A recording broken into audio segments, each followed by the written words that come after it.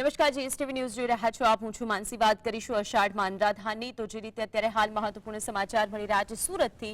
સુરતમાં 3 દિવસના વિરામ બાદ ફરીથી મેઘમહેર જોવા મળી છે.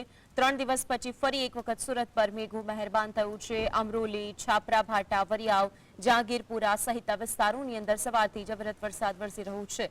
વરસાદ વરસતા રોડ પર પાણી ફરી વળ્યા છે. 3 દિવસના વિરામ બાદ ફરી એક વખત સુરતની અંદર વરસાદી માહોલ જોવા મળ્યો. અલગ અલગ જગ્યાઓ પર અત્યારે હાલ વરસાદ વરસી રહ્યો છે. 3 દિવસ કોરું ધાકુર રહ્યું. જો કે ફરી એક વખત દક્ષિણની અંદર હવે અત્યારે સુરતની અંદર વરસાદની વાત સામે આવી છે. હવામાન વિભાગની આગાહી પ્રમાણે આગામી 2 દિવસ સુધી સુરતની અંદર વરસાદ વધુ રહેશે. વધુ માહિતી માટે સંવાદદાતા સાહિસ જોડાયા છે. સાહિસ, 3 દિવસના વિરામ બાદ ફરી એક વખત વરસાદની એન્ટ્રી, વિગતો શું?